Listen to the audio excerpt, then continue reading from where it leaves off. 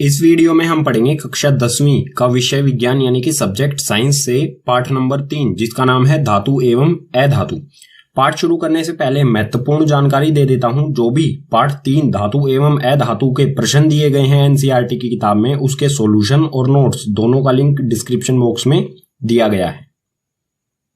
पाठ में सबसे पहले समझते हैं धातु के भौतिक गुणधर्म। ठीक है, सभी धातु किस प्रकार के गुणधर्म दर्शाते हैं।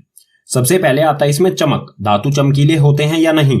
तो धातु की सतह चमकदार होती है यानी कि धातु चमकीले होते हैं। उदाहरण में सोना और चांदी जो कि चमकीले धातु के उदाहरण हो जाएंगे। ठीक है, आगे है कठोरता। धातु कठोर होते हैं या नहीं? सामान्यतः कठोर होते हैं। सभी धातुएं सामान्यतः कठोर होते हैं। जैसे लोहा बहुत कठोर होता है, इसी तरह से तांबा भी। लेकिन यहां पर एक अपवाद आता है कठोरता में धातुओं की।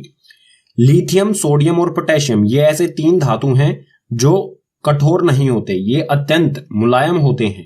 ठीक है, और इतने मुलायम होते हैं कि इनको आप चाकू से आसानी से काट सकते हो। ठीक है, यानी कि इन तीनों धातुओं के अलावा सभी धातु कठोर होंगे। ठीक है, आगे है रूप अवस्था। रूप और अवस्था का अर्थ होगा धातु जो है वो ठोस होते हैं, द्रव होते हैं या गैस अवस्था में होते हैं। तो कमरे के ताप पर ठोस अवस्था में होते हैं। कमरे का ताप क्या होता है? जिस टेम्परेचर पर आप अभी देख रहे हो वीडियो, आपके कमरे का जो तापमान है वही होगा। ठीक है, नॉर्मल टेम्परेचर जो 30 से 40, 20 से 40 डिग्री सेल्सियस तक। तो इस ताप पर सभी धातु जो है वो ठोस अवस्था में होते हैं। लेकिन यहां पर भी एक अपवाद है। ऐसा एक धातु है जो द्रव अवस्था में पाया जाता है, उसे कहते हैं मरकरी, हिंदी में पारा। ठीक है, मरकरी हिंदी में भी कहते हैं इसे, मरकरी या पारा कहा जाता है उसे। ये पारा जो है ये द्रव अवस्था में पाया जाता है, यानी पारे के अलावा जो भी धातु हैं वो सभी ठोस होते हैं। केवल एक ही ऐसा धातु है जो द्रव अवस्था में पाया जाता है। ठीक है, और पारे का इस्तेमाल किया जाता है थर्मामीटर्स में। आगे है आघातवध्यता। आघातवध्यता का अर्थ होगा किसी चीज को पीट पीट कर पतली पतली परत बनाना, चादर बनाना उसकी। ठीक है, तो धातुओं को पीट कर पतली चादरों में परिवर्तित किया जा सकता है। ठीक है, यानी कि हम कह सकते हैं धातु जो है वो आघातवर्ध्य होते हैं, धातुओं की चादर बनाई जा सकती हैं। जैसे उदाहरण में हो जाएगा लोहे की चादरें। लोहे की चादर बनाई जाती हैं जो छतों पर लगाई जाती हैं, जिसे टीन कहा जाता है। ठीक है, धातु के भौतिक गुणधर्म में आगे है तन्यता। तन्यता का अर्थ होगा पतले तार बनाए जा सकते हैं या नहीं। तो धातुओं को पतली तार के रूप में बनाया जा सकता है, यानी कि धातुओं के तार बनाए जा सकते हैं और हम कह सकते हैं कि धातु जो है वो तन्य होते हैं। ठीक है, उदाहरण में हो जाएगा तांबे के तार। तांबे के तार बनाए जाते हैं पतले पतले, जिन्हें घरों में बिजली के लिए उपयोग किया जाता है। आगे है विद्युत व ऊष्मा के चालक। विद्युत यानी कि बिजली, बिजली और ऊष्मा के चालक होते हैं या नहीं? सामान्यतः विद्युत व ऊष्मा के चालक होते हैं, दोनों के चालक होते हैं धातु, विद्युत के भी और ऊष्मा के भी। उदाहरण में हो जाएगा चांदी, तांबा, लोहा और भी बहुत सारे उदाहरण हो जाएंगे। ठीक है, लेकिन इसमें एक अपवाद है, उसे ध्यान रखना है। सीसा और पारा ऊष्मा के कुचालक होते हैं। दो धातु, एक तो सीसा और एक पारा, जिसे मरकरी भी कहते हैं पारे को। तो सीसा और पारा ऊष्मा के कुचालक होते हैं। कुचालक होने का अर्थ होगा जो भी ऊष्मा है इनमें एक जगह से दूसरी जगह नहीं जा सकती है। आगे है घनत्व। सामान्यतः घनत्व और गलनांक अधिक होता है। जो भी धातु होते हैं उनका घनत्व भी और गलनांक भी। गलनांक का अर्थ होगा तरल अवस्था, किस ताप पर वो तरल अवस्था में आते हैं। तो गलनांक का जो ताप है वो अधिक होता है। ठीक है, तापमान। लेकिन यहां पर हमें एक अपवाद याद रखना है। सोडियम और पोटेशियम का घनत्व कम होता है। 2 ऐसे धातु होते हैं, सोडियम, पोटेशियम, या हम इसमें लिथियम भी डाल सकते हैं। ये जो धातु हैं इनका घनत्व बहुत कम होता है। ठीक है, इनके अलावा सभी धातुओं का घनत्व भी और गलनांक भी अधिक होता है। धातु के भौतिक गुणधर्म में आगे है ध्वनिक। ध्वनिक जो है ये ध्वनि से ही बना है, यानी कि आवाज जो उत्पन्न करते हैं उन्हें कहा जाता है ध्वनिक। ठीक है, धातु कठोर सतह से टकराने पर आवाज उत्पन्न करते हैं। धातु आवाज करते हैं, यानी कि हम कह सकते हैं धातु जो है वो ध्वनिक होते हैं। ठीक है, उदाहरण में ले सकते हैं हम इसे, जैसे हमारे साइकिल की घंटी होती है वो धातु से बनी होती है। ठीक है, यानी कि धातु ध्वनिक होते हैं। आगे है ऑक्साइड। ऑक्साइड यानी कि धातु का ऑक्साइड। ठीक है, ऑक्साइड में हम उदाहरण लेंगे। सबसे पहले धातु का ऑक्साइड होता क्या है। जैसे मैग्नीशियम होता है धातु, अगर मैग्नीशियम के साथ ऑक्सीजन जुड़ जाए तो इसे कहा जाता है धात्विक ऑक्साइड। तो जो भी धातु के ऑक्साइड यानी धात्विक ऑक्साइड होते हैं क्षारक प्रवृत्ति के होते हैं। ठीक है, जो भी, जैसे ये मैग्नीशियम ऑक्साइड है, ये धातु ऑक्साइड है, ये क्षारक प्रवृत्ति का होता है। इसके अलावा भी जो भी धातु ऑक्साइड है वो सभी क्षारक प्रवृत्ति के ही होते हैं।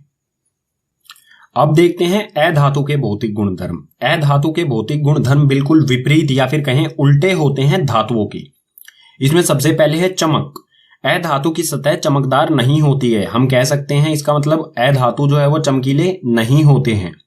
जैसे उदाहरण में लेंगे हम कार्बन। कार्बन यानी कि कोयला। कोयला चमकदार नहीं होता है। ठीक है, एक अपवाद है इसमें, वो भी हमें ध्यान रखना है। आयोडीन की सतह चमकदार होती है। एक ऐसा अधातु आयोडीन होता है जो चमकदार होता है। इसके अलावा जो भी अधातु हैं वो चमकदार नहीं होते हैं, अकेला आयोडीन ही चमकदार होता है बस। ठीक है, आगे है कठोरता। अधातु कठोर नहीं होते हैं। कठोर नहीं होने का मतलब क्या होगा, अधातु को हम कह सकते हैं मुलायम होते हैं। ठीक है, उदाहरण में हो जाएगा कोयला। कोयले को आसानी से तोड़ा जा सकता है। लेकिन हमें इसमें एक अपवाद जो कि बहुत महत्वपूर्ण है याद रखना है। हीरा सबसे कठोर होता है। हीरा अधातु का ही एक अपरूप होता है, ये कार्बन का अपरूप होता है। ठीक है, कार्बन का अपरूप होता है हीरा, जो कि एक अधातु से ही बना होता है। और ये सबसे प्रकृति में पाए जाने वाला सबसे कठोर वस्तु जो है वो हीरा ही है। ये धातुओं से भी कठोर होता है। ठीक है, तो इसे ध्यान रखना है। आगे है अवस्था या फिर कहें रूप। अवस्था यानी कि ठोस, द्रव या गैस। कमरे के ताप पर या तो ठोस या गैसीय अवस्था में होते हैं। जो भी अधातु होते हैं या तो वो ठोस अवस्था में पाए जाते हैं कमरे के ताप पर या फिर गैस अवस्था में। इसमें भी अपवाद है। ब्रोमीन को छोड़कर जो ब्रोमीन अधातु होता है वो तरल अवस्था में होता है, द्रव अवस्था में होता है। ठीक है, ब्रोमीन को छोड़कर सभी अधातु या तो ठोस होंगे या गैस अवस्था में होते हैं। इसमें आगे है आघातवर्ध्यता। अधातु आघातवर्ध्य नहीं होते हैं। आघातवर्ध्यता का अर्थ होगा कि इनको पतली चादरों में नहीं बनाया जा सकता है। ठीक है, अधातु के हम चादरें नहीं बना सकते हैं पीट पीट कर। अगर हम इन्हें पीटेंगे तो ये बिखर जाएंगे टुकड़ों में। जैसे हम कोयले को अगर किसी पत्थर से तोड़ें तो वो बिखर जाता है टुकड़ों में, उसकी चादरें नहीं बन सकती हैं।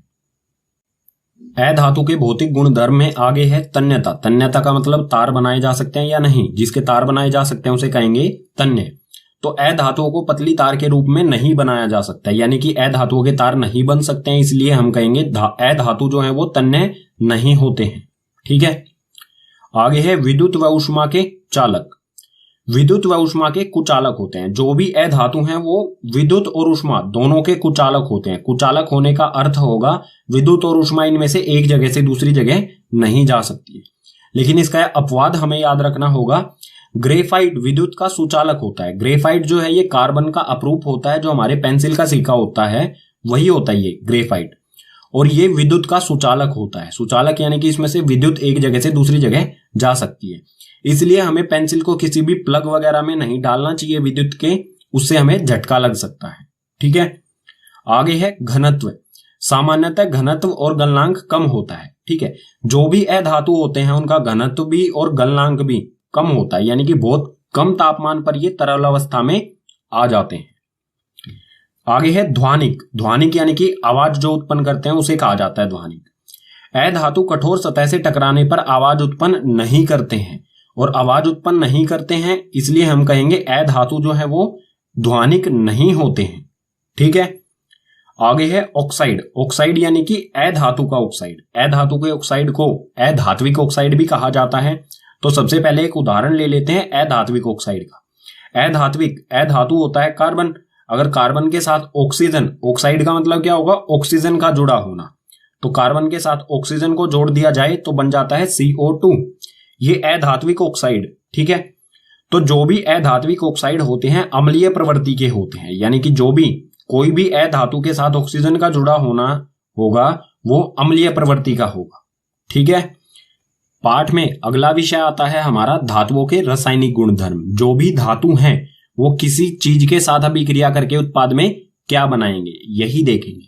तो इसमें सबसे पहले देखते हैं धातुओं की वायु के साथ अभिक्रिया। वायु यानी कि ऑक्सीजन। ठीक है, वायु की जगह हम ऑक्सीजन क्यों लेते हैं, ये कई बच्चे सवाल पूछते हैं, तो ये भी बता देता हूं। वायु में मुख्यतः दो गैसें होती हैं, एक तो नाइट्रोजन और एक ऑक्सीजन। और जो नाइट्रोजन गैस होती है ये क्रियाशील नहीं होती है, ये किसी भी चीज के साथ क्रिया करती ही नहीं है। तो बची हुई गैस क्या है? ऑक्सीजन। ये क्रियाशील गैस होती है, ये आसानी से क्रिया कर लेती है, अभिक्रिया कर लेती है। इसलिए जहां पर भी लिखा हो किसी भी चीज की अभिक्रिया हो रही है वायु के साथ, तो उसे समझ जाना है ऑक्सीजन के साथ। ठीक है, तो देखते हैं धातु ऑक्सीजन के साथ या वायु के साथ अभिक्रिया करके उत्पाद में क्या बनाते हैं। तो यहां पर दिया है धातु में ऑक्सीजन के साथ अभिक्रिया करके धातु ऑक्साइड बनाती हैं। ठीक है, धातु ऑक्साइड कहें या फिर धात्विक ऑक्साइड कहें, तो जो भी धातुएं हैं वो ऑक्सीजन के साथ अभिक्रिया करेंगी तो उत्पाद में मिलेगा हमें धातु ऑक्साइड या फिर धात्विक ऑक्साइड। ठीक है, यह अभिक्रिया किस प्रकार से होगी? कोई भी हमारा धातु है, अगर वो ऑक्सीजन के साथ अभिक्रिया करेगा तो उत्पाद में मिलेगा धातु ऑक्साइड। ठीक है, उदाहरण ले लेते हैं इसके कुछ। जैसे यहां पर है Cu यानी कि कॉपर। कॉपर जो है धातु होता है और ऑक्सीजन के साथ यह अभिक्रिया करेगा तो उत्पाद में मिलेगा हमें CuO यानी कि कॉपर ऑक्साइड। ठीक है, ये हो गया धातु ऑक्साइड उत्पाद में। ठीक है, उसके बाद इसे बैलेंस करेंगे तो यहां पर भी 2 और यहां पर भी 2 लगाना होगा हमें। इसी प्रकार एक और उदाहरण लेते हैं Al से एल्यूमिनियम। जब ये O2 के साथ यानी कि ऑक्सीजन के साथ अभिक्रिया करेगा तो उत्पाद में मिलेगा हमें Al2O3 यानी कि एल्यूमिनियम ऑक्साइड। पीछे वाले पेज पर जो धातु और ऑक्सीजन की अभिक्रिया हुई, तो सभी धातु जो है वो ऑक्सीजन के साथ अलग अलग तरह से अभिक्रिया करते हैं। अलग अलग तरह से का मतलब होगा कोई बहुत तेजी के साथ अभिक्रिया करता है, कोई धीरे धीरे करता है, कोई धातु जो है वो अभिक्रिया करते ही नहीं है, और कुछ ऐसे हैं जिनकी सिर्फ सतह ही ऑक्सीजन के साथ अभिक्रिया करती है। तो उसी के बारे में देखते हैं। धातु ऑक्सीजन के साथ अलग अलग तरह से अभिक्रिया करते हैं। इसमें सबसे पहला बिंदु दिया गया है Na यानी कि सोडियम और K यानी कि पोटेशियम। सोडियम और पोटेशियम वायु में आकस्मिक आग पकड़ लेते हैं। आग पकड़ने का मतलब होगा अगर इन्हें खुली वायु में रखा जाए, सोडियम और पोटेशियम को खुली वायु में रखने पर, हवा में रखने पर ये ऑक्सीजन के साथ अभिक्रिया करके बहुत तेजी के साथ अभिक्रिया करते हैं और इनमें आग लग जाती है। और जो भी ये आग लगती है, जो भी ये सोडियम है और पोटेशियम है, इनको आग से बचाने के लिए, इनको आग लगने से रोकने के लिए इन्हें केरोसिन के तेल में डुबो के रखा जाता है। केरोसिन के तेल में इसलिए डुबोया जाता है क्योंकि केरोसिन के तेल के अंदर ऑक्सीजन नहीं होती है। ठीक है, यानी कि सोडियम और पोटेशियम जो है वो बहुत तेजी के साथ ऑक्सीजन के साथ अभिक्रिया करते हैं। दूसरा बिंदु दिया गया है Mg यानी कि मैग्नीशियम, Al यानी कि एल्यूमिनियम, Zn यानी कि जस्ता या फिर कहें जिंक, और Pb यानी कि लेड जिसे हिंदी में सीसा कहा जाता है।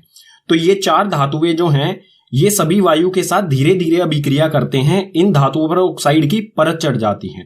ये सभी धातु धीरे धीरे अभिक्रिया करेंगे और इनकी धातुओं की सतह पर ऑक्साइड की एक लेयर चढ़ जाती है। जैसे मैग्नीशियम है, तो मान लीजिए ये मैग्नीशियम है, अगर इसे हम खुली हवा में रखेंगे तो इनकी परत जो है वो मैग्नीशियम ऑक्साइड बनाएगी। सिर्फ परत ऑक्सीजन के साथ अभिक्रिया करेगी, अंदर जो है वो मैग्नीशियम ही रहेगा, लेकिन ऊपर जो है वो मैग्नीशियम ऑक्साइड बन जाएगा। सतह जो है वो बन जाएगी मैग्नीशियम ऑक्साइड, लेकिन अंदर जो है वो मैग्नीशियम ही रहेगा। ठीक है, तो जो ये मैग्नीशियम ऑक्साइड की परत बनी है चारों तरफ, ये अंदर वाले धातु को सुरक्षित रखती है, उसे ऑक्सीजन के साथ अभिक्रिया करने से रोकती है। अंदर वाला धातु बिल्कुल सुरक्षित रहता है। ठीक है, आगे दिया गया है Fe यानी कि जिसे लोहा, आयरन। Fe लोहा वायु में गर्म करने पर कोई अभिक्रिया नहीं करता, लेकिन लोह चूर्ण गर्म करने पर तेजी से जलने लगता है। अगर लोहे को वायु में गर्म किया जाए तो कोई अभिक्रिया नहीं होती, लेकिन लोहे का पाउडर, लोह चूर्ण जिसे कहेंगे, ठीक है, लोहे के पाउडर को अगर गर्म किया जाए तो वो तेजी के साथ जलने लगता है। जलने का मतलब होगा कि लोहे का चूर्ण तो अभिक्रिया कर लेता है ऑक्सीजन के साथ, लेकिन अगर लोहे का कोई बड़ा सा पीस हो, बड़ा सा कोई ऑब्जेक्ट हो लोहे का, वो अभिक्रिया नहीं करता है। आगे है इसी में Cu पर वायु की उपस्थिति में काले रंग की परत चढ़ जाती है। Cu यानी कि कॉपर।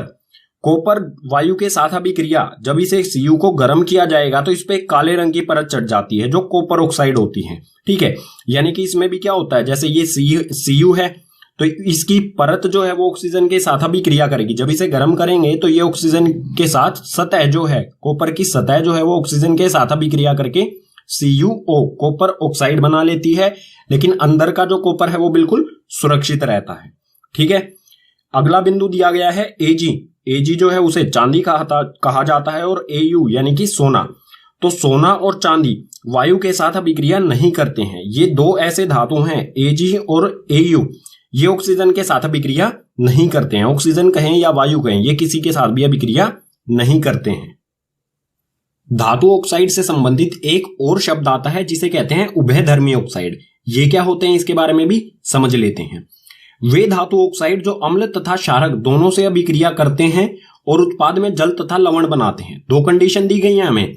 ऐसे धातु ऑक्साइड में जैसे हो गया मैग्नीशियम ऑक्साइड, ठीक है, पीछे वाली अभिक्रियाओं में जो धातु ऑक्साइड बन रहे थे, मैग्नीशियम ऑक्साइड, कॉपर ऑक्साइड, जो भी धातु ऑक्साइड हैं, वो धातु ऑक्साइड जो अम्ल और क्षारक दोनों के साथ अभिक्रिया करें और साथ में उत्पाद में क्या दे, जल और लवण बनाए। दोनों चीजें होनी चाहिए, अम्ल तथा क्षारक दोनों के साथ अभिक्रिया भी करते हो और उत्पाद में जल तथा लवण बनाते हो, उसे कहा जाएगा उभयधर्मी ऑक्साइड। ठीक है, उदाहरण ले लेते हैं कुछ। जैसे यहां पर है aluminium oxide. Aluminium oxide HCl जो होता है ये होता है हाइड्रोक्लोरिक अम्ल। ठीक है, ये अम्ल के साथ एल्यूमिनियम ऑक्साइड यानी कि ये क्या है, धातु ऑक्साइड, ये अम्ल के साथ अभिक्रिया करके बना रहा है AlCl यानी कि एल्यूमिनियम क्लोराइड, जो कि एक लवण होता है, और साथ में H2O यानी कि जल। एल्यूमिनियम ऑक्साइड अम्ल के साथ अभिक्रिया करके लवण और जल बना रहा है। अब देख लेते हैं क्या एल्यूमिनियम ऑक्साइड क्षारक के साथ भी अभिक्रिया करता है, तो बिल्कुल ये करता है। यहां पर फिर से ये एल्यूमिनियम ऑक्साइड यह अभिक्रिया कर रहा है NaOH यानी कि सोडियम हाइड्रो ऑक्साइड, जो कि एक क्षारक होता है। ये क्षारक के साथ अभिक्रिया करके sodium NaAlO2 sodium aluminium oxide, जो कि एक लवण, ठीक है, लवण और जल बना रहा है। दोनों कंडीशन हो रही है यहां पर, अम्ल और क्षारक दोनों के साथ यह अभिक्रिया भी कर रहा है और साथ में लवण और जल भी बना रहा है दोनों के साथ। इसको कहा जाएगा उभयधर्मी ऑक्साइड। तो हम कहेंगे जो Al2O3 है, एल्यूमिनियम ऑक्साइड है, ये क्या है, उभयधर्मी ऑक्साइड है। ठीक है, धातुओं के रासायनिक गुणधर्म में आगे है जल के साथ अभिक्रिया, यानी कि धातु जल के साथ अभिक्रिया करके उत्पाद में क्या बनाएंगे। तो कोई भी धातु हो वो जल यानी कि H2O के साथ अभिक्रिया करके या तो धातु ऑक्साइड बनाएगा या फिर धातु हाइड्रो ऑक्साइड बनाएगा। अब कौन सा धातु ऑक्साइड बनाएगा और कौन सा हाइड्रो ऑक्साइड बनाएगा, तो जो अधिक क्रियाशील धातु हैं वो धातु हाइड्रो ऑक्साइड बनाएंगे और जो कम क्रियाशील धातु हैं वो जल के साथ अभिक्रिया करके धातु ऑक्साइड बनाएंगे और साथ में निकलेगी हाइड्रोजन गैस। ठीक है, और बात करें अगर धातु ऑक्साइड जल के साथ अभिक्रिया करेगा तो क्या होगा, तो कोई भी धातु ऑक्साइड है अगर वो जल के साथ अभिक्रिया करेगा तो उत्पाद में मिलेगा हमें हमेशा धातु हाइड्रो ऑक्साइड। ठीक है, कुछ उदाहरण लेते हैं। जैसे उदाहरण में सबसे पहले है Na यानी कि सोडियम, जो कि अधिक क्रियाशील धातु है। तो जो भी अधिक क्रियाशील धातु है वो जल के साथ अभिक्रिया करके बनाएगा धातु हाइड्रो ऑक्साइड। ठीक है, तो ये है Na यानी कि सोडियम, H2O जल के साथ अभिक्रिया करता है और उत्पाद में देता है NaOH यानी कि सोडियम हाइड्रो ऑक्साइड और साथ में H2 यानी कि हाइड्रोजन गैस। इसी प्रकार से Ca यानी कि कैल्शियम, जो ये भी एक क्या है, अधिक क्रियाशील धातु है, तो ये भी जल के साथ अभिक्रिया करके क्या बनाएगा, धातु हाइड्रो ऑक्साइड।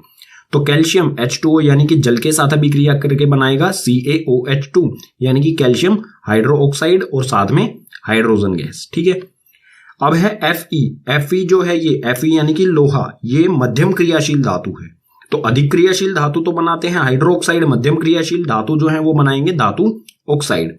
तो Fe यानी कि लोहा H2O के साथ अभिक्रिया करके, जल के साथ अभिक्रिया करके बनाएगा ये Fe3O4 यानी कि धातु ऑक्साइड और साथ में हाइड्रोजन। ठीक है, उसके बाद जब इन इक्वेशंस को बैलेंस करेंगे तो ये 3, 4 जो भी है इसे बैलेंस किया गया है। ठीक है, पीछे वाले पेज पर हमने देखा जल और धातु की अभिक्रिया। तो जो भी धातु होते हैं वो जल की अलग अलग अवस्था के साथ अभिक्रिया करते हैं। जल की अलग अलग अवस्था का अर्थ होगा कुछ जो धातु हैं वो ठंडे जल के साथ अभिक्रिया करते हैं, कुछ गर्म जल के साथ अभिक्रिया करते हैं और कुछ ऐसे धातु हैं जो जल वाष्प यानी कि जल की भाप के साथ अभिक्रिया करते हैं। उसी के बारे में देखते हैं। अलग अलग धातु जल की अलग अलग अवस्था के साथ अभिक्रिया करते हैं। इसमें सबसे पहला बिंदु दिया गया है Na यानी कि सोडियम, K यानी कि पोटेशियम और Ca यानी कि कैल्शियम। ये तीनों धातु ठंडे पानी के साथ अभिक्रिया करते हैं। ठीक है, सोडियम, पोटेशियम और कैल्शियम ठंडे पानी के साथ अभिक्रिया करते हैं। अगला बिंदु है Al यानी कि एल्यूमिनियम, Fe यानी कि आयरन और Zn यानी कि जस्ता। ठीक है, Fe को कहेंगे लोहा। तो एल्यूमिनियम, लोहा और जस्ता यानी कि जिंक जल वाष्प के साथ अभिक्रिया करते हैं। ये तीनों ऐसे धातु हैं जो जल वाष्प यानी कि भाप के साथ अभिक्रिया करते हैं। अगला बिंदु दिया गया है Mg, गर्म जल के साथ अभिक्रिया करता है। Mg यानी कि मैग्नीशियम, मैग्नीशियम जो है वो गर्म जल के साथ अभिक्रिया करता है। ठीक है, बिंदु है Ca और Mg के बारे में ये भी है और ये भी। कैल्शियम और मैग्नीशियम अभिक्रिया के दौरान जल की सतह पर आ जाते हैं क्योंकि उत्पन्न हाइड्रोजन गैस के बुलबुले Ca और Mg की सतह पर चिपक जाते हैं।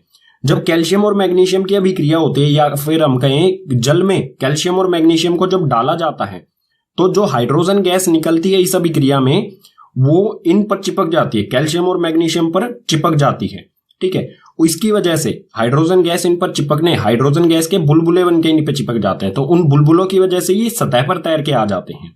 ठीक है, आखिरी बिंदु दिया गया है Au यानी कि सोना, Ag यानी कि चांदी, Cu यानी कि कॉपर और Pb यानी कि सीसा। ये सभी धातु जो है वो जल के साथ अभिक्रिया नहीं करते हैं। ठीक है, ये चारों धातु अभिक्रिया नहीं करते।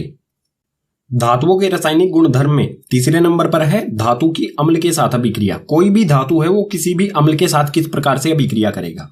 तो इसमें अभिक्रिया कराने से पहले हमें एक चीज का हमेशा ध्यान रखना होगा, जो भी धातु के साथ जिस भी अम्ल की अभिक्रिया कराएंगे वो तनु अम्ल होना चाहिए, यानी कि उसमें पानी की मात्रा अधिक होनी चाहिए। ठीक है, सांद्र नहीं होना चाहिए। अगर सांद्र अम्ल के साथ हम धातु की अभिक्रिया कराएंगे तो वो बहुत ऊष्माक्षेपी होगी, यानी कि उसमें से बहुत ऊष्मा निकल सकती है। ठीक है, जो जला भी सकती है हमारे आसपास के वातावरण में जो भी चीजें होंगी उन्हें। तो हमेशा तनु अम्ल के साथ अभिक्रिया करानी है हमारे धातु के साथ। तो कोई भी धातु हो किसी भी तनु अम्ल के साथ जब अभिक्रिया करेगा तो हमेशा उत्पाद में लवण और हाइड्रोजन गैस हमें मिलेगी। कुछ उदाहरण देख लेते हैं इसके लिए। तो धातु में लिया है हमने यहाँ पर Fe यानी कि लोहा, और तनु अम्ल लिया है हमने हाइड्रोक्लोरिक अम्ल। ठीक है, ये धातु और ये अम्ल ये दोनों अभिक्रिया करेंगे और उत्पाद में बनाएंगे FeCl यानी कि आयरन क्लोराइड। आयरन क्लोराइड कहें या फिर लोहे का क्लोराइड, आयरन क्लोराइड और साथ में हाइड्रोजन गैस। जो आयरन क्लोराइड है ये लवण होता है और साथ में मिल गई हमें हाइड्रोजन गैस। यानी कि कोई भी धातु हो और कोई भी अम्ल हो, दोनों अभिक्रिया करके हमेशा लवण और हाइड्रोजन गैस ही बनाएंगे। एक और उदाहरण देख लेते हैं। यहां पर है एल्यूमिनियम Al से और फिर से है HCl तनु अम्ल। ठीक है, तनु हाइड्रोक्लोरिक अम्ल।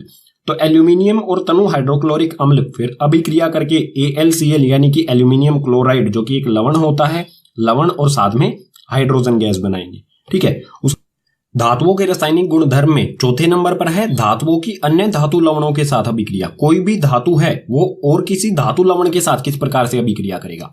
धातु लवण क्या होता है, पीछे वाले जो पेज पर अभिक्रिया हुई थी धातु और अम्ल की, उसमें जो बनने वाला लवण था, धातु से बनने वाला लवण था, उसको कहा जाएगा धातु लवण। जैसे पीछे वाले पेज पर बना था FeCl2। ये जो लवण है किससे बना है, Fe यानी कि लोहे से, तो यही होगा धातु लवण। ठीक है, और भी बहुत सारे धातु लवण होते हैं जैसे CuSO4 कॉपर सल्फेट। तो देख लेते हैं धातु लवण के साथ किस तरह से अभिक्रिया करेगा।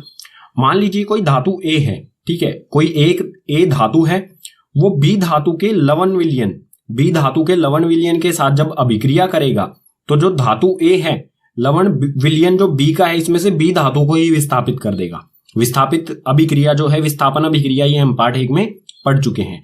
तो उत्पाद जो होगा वो बनेगा धातु A का लवण विलयन और B से अलग हो जाएगा। ठीक है, यानी कि धातु A क्या कर रहा है, B धातु को उसी के विलयन से अलग कर दे रहा है, विस्थापित कर दे रहा है।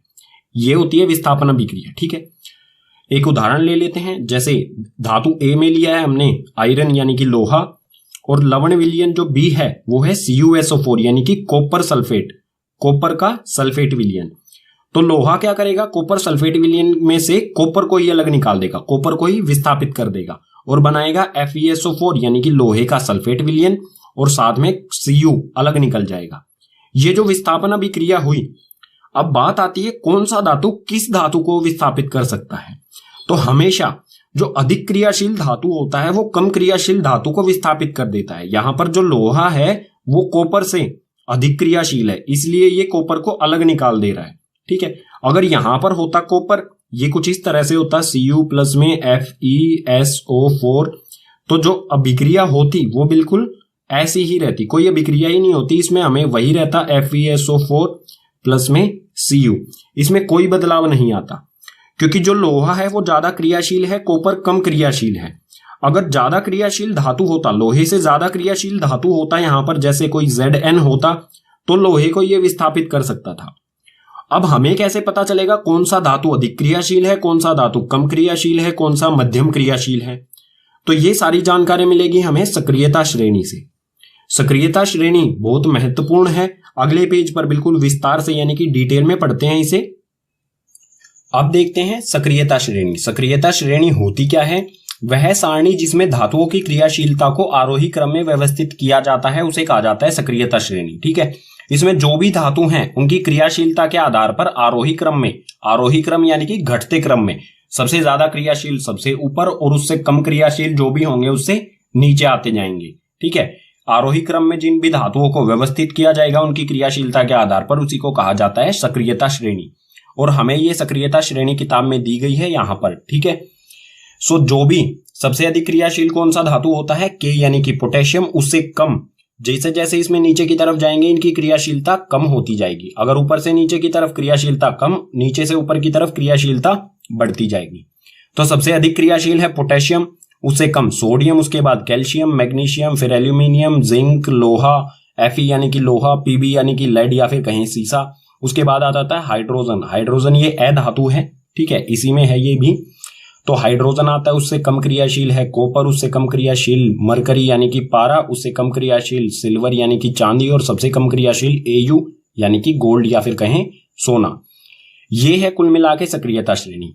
अब पीछे क्या हो रहा था, पीछे आयरन यानी कि Fe जो था वो Cu को कॉपर सल्फेट के विलयन में से Cu को विस्थापित कर रहा था। क्यों कर रहा था, क्योंकि लोहा यानी कि आयरन जो है वो ऊपर है टेबल में और Cu जो है वो नीचे है। ये है लोहे की पोजीशन और ये है कॉपर की पोजीशन। कॉपर जो है वो कम क्रियाशील है, लोहा अधिक क्रियाशील है। ठीक है, तो लोहा जो है वो कॉपर को आसानी से विस्थापित कर सकता है, लेकिन कॉपर कम क्रियाशील है आयरन से, तो कॉपर आयरन को विस्थापित नहीं कर सकता है। ठीक है, इसी प्रकार से अगर हम कहें कि लोहे को कौन कौन विस्थापित कर सकता है इसके विलयन में से, तो वो होगा जिंक कर सकता है, एल्यूमिनियम, मैग्नीशियम, कैल्शियम, सोडियम और पोटेशियम, यानी कि इससे ऊपर वाले सभी कर सकते हैं इसको विस्थापित। ठीक है, सक्रियता श्रेणी के बाद अब हमारा विषय आता है धातु की अधातुओं के साथ अभिक्रिया, यानी कि कोई भी एक धातु है वो दूसरे अधातु के साथ किस प्रकार से अभिक्रिया करेगा, या फिर हम कह सकते हैं धातु और अधातु एक दूसरे के साथ किस प्रकार से अभिक्रिया करते हैं। तो इसमें हमें कुछ बिंदु दिए गए हैं, उन्हें समझते हैं पहले, फिर इसका एक उदाहरण देखेंगे अगले पेज पर। तत्वों की अभिक्रियाशीलता संयोजकता कोश को पूरा करने की प्रवृत्ति के रूप में समझ सकते हैं। जो भी तत्व हैं चाहे वो धातु हो और अधातु, ठीक है, उनकी अभिक्रियाशीलता संयोजकता कोश को पूर्ण करने की प्रवृत्ति के रूप में हमें समझ सकते हैं। और संयोजकता कोश पूर्ण करने की प्रवृत्ति क्या होती है, आप कक्षा 9 में अष्टक का नियम पढ़ चुके होंगे पाठ 3 से। ठीक है, कक्षा 9 की साइंस बुक के पाठ 3 से, उसको मैं फिर से बता देता हूं क्या होता है। एक उदाहरण ले लेते हैं, अच्छी तरह से आप समझ जाएंगे। सोडियम होता है Na यानी कि इसकी परमाणु संख्या होती है 11। ठीक है, सोडियम की परमाणु संख्या 11, और जो भी इसके कोश होते हैं, सोडियम के कोश कौन कौन से होते हैं, यानी कि सभी तत्वों के ही कोश होते हैं। पहला कोश होता है K, उससे अगला L, उसके बाद M, उसके बाद N, फिर O, P, Q ऐसे आ जाएंगे। ठीक है, ये कोश होते हैं। पहले कोश में हमेशा 2 इलेक्ट्रॉन होते हैं। ठीक है, 11 में से 2 इलेक्ट्रॉन आ गए K वाले कोश में। ठीक है, बचे कितने, 9। अगले कोश में हमेशा पहले कोश में 2 होने चाहिए, उससे अगले कोश में 8 होने चाहिए, उससे अगले कोश में भी 8 होने चाहिए। लेकिन यहां पर कितने बचे, 8 और 2 10 तो आ गए, यहां पर बचा इसमें 1। तो M जो कोश है उसमें आएगा 1 इलेक्ट्रॉन। अब जो भी है इसका जो इलेक्ट्रॉनिक विन्यास है, इलेक्ट्रॉनिक विन्यास क्या होगा सोडियम का, 2, 8 और 1, यानी कि इसके आखिरी कोश में कितने हैं, आखिरी कोश में है 1 इलेक्ट्रॉन। अब ये 1 इलेक्ट्रॉन संयोजकता कोश पूर्ण करने की प्रवृत्ति क्या होती है कि जो भी आखिरी कोश होता है उसमें अष्टक बनाना, अष्टक यानी कि 8 बनाना इसमें।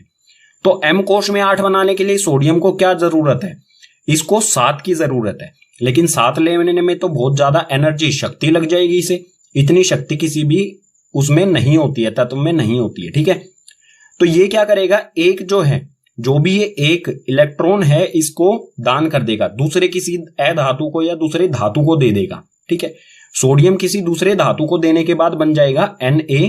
ठीक है, और इसका इलेक्ट्रॉनिक विन्यास हो जाएगा 2 और 8। ठीक है, 2,8, पहले में 2 उसके बाद में 8, 1 इसने दे दिया है। तो आखिरी कोश जो हो गया इसका खाली, आखिरी कोश जो खाली कोश कभी भी हम नहीं गिनते हैं। ठीक है, यानी कि आखिरी कोश क्या होगा इसका, L वाला कोश, और L कोश में अपने आप ही 8 है, तो ये बन जाएगा संयोजकता कोश जो है इसका पूरा हो गया। ठीक है, इस आधार पर ये किसी भी दूसरे अधातु के साथ अभिक्रिया करते हैं। ठीक है, उदाहरण लेंगे इसका अगले पेज पर, आप अच्छी तरह से इसे समझ जाएंगे। तो आगे दिया है इसमें, धातु संयोजकता कोश से इलेक्ट्रॉन त्याग कर धन आयन बनाते हैं। धातु हमेशा क्या करेगा, इलेक्ट्रॉन का त्याग करेगा, यानी कि इलेक्ट्रॉन किसी दूसरे को दे देगा, ठीक है, और धन आयन बनाएगा। जो भी इलेक्ट्रॉन का त्याग करेगा वो धन आयन बनाएगा। धन आयन यानी कि सोडियम पर क्या आएगा, जैसे कोई भी धातु, जैसे यहां पर सोडियम ने क्या किया, एक इलेक्ट्रॉन किसी और को दे देगा ये, और धन आयन बनाएगा। धन आयन यानी कि सोडियम पे जितने भी देगा ये, अगर इसने एक दिया है तो एक जमा का निशान आ जाएगा, अगर कोई दो देता है, एल्यूमिनियम के आखिरी उसमें 3 होते हैं, वो 3 का दान करता है, तो एल्यूमिनियम जो है वो 3 जमा बनाएगा, ठीक है, 3 आयंस, यानी कि ये क्या दर्शाता है, उसने 3 इलेक्ट्रॉन दूसरे को दे दिए हैं, ठीक है। एक जमा दर्शाता है कि इसने 1 इलेक्ट्रॉन दिया है, ये 3 जमा दर्शाता है कि इसने 3 दिए हैं, और ये धन आयन यानी कि जमा वाला आयन बनाता है। ये सोडियम का धन आयन, ये एल्यूमिनियम का धन आयन, ठीक है। अगला बिंदु दिया है, अधातु संयोजकता कोश में इलेक्ट्रॉन ग्रहण करने से करके ऋण आयन बनाते हैं। अधातु क्या करते हैं, हमेशा इलेक्ट्रॉनों का ग्रहण करते हैं, इलेक्ट्रॉन ये अपनी तरफ खींच लेते हैं। जो धातु किसी इलेक्ट्रॉन क्या करता है, देता है किसी को, और अधातु लेता है, तो धातु जो देगा वो अधातु से ले लेगा, ठीक है। जैसे क्लोरीन है, क्लोरीन जो है वो 1 इलेक्ट्रॉन की से जरूरत होती है, तो ये 1 इलेक्ट्रॉन किसी धातु से ले लेता है और बनाता है ऋण आयन। ऋण आयन यानी कि घटा वाला आयन, तो Cl घटा का आयन बनाता है ये, ठीक है। जैसे ये धन आयन बनते हैं, इसी प्रकार से ये देने के बाद देने वाला हमेशा जमा में आयन बनाएगा और लेने वाला हमेशा घटा वाले आयन बनाएगा, ठीक है।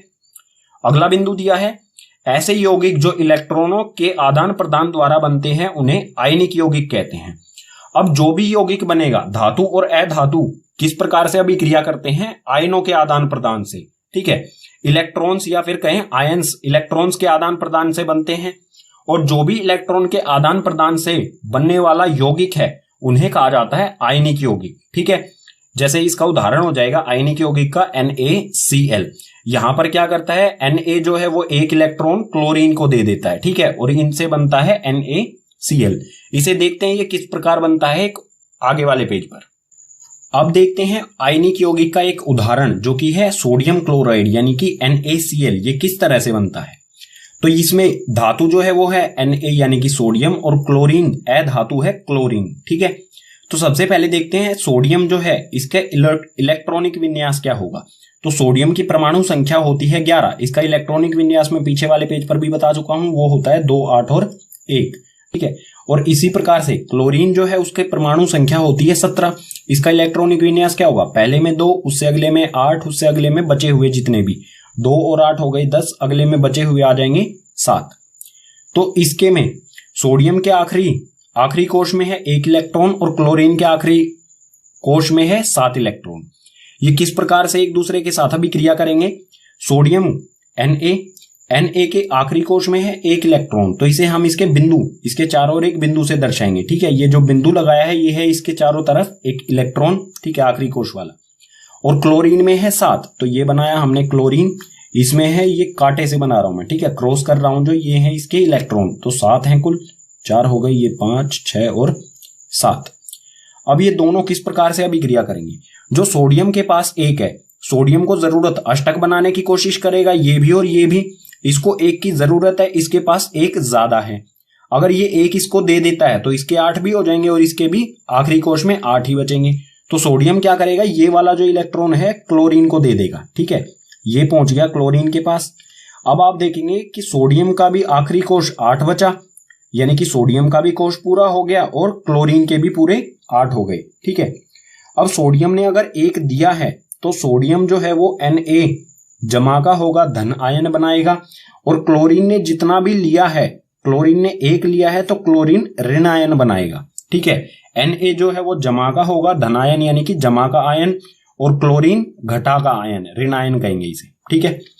अगर हम इसके जो इक्वेशन की फॉर्म में अगर हम इसे लिखना चाहें तो वो किस प्रकार से होगा, Na का इलेक्ट्रॉनिक विन्यास है 2, 8, 1, ठीक है।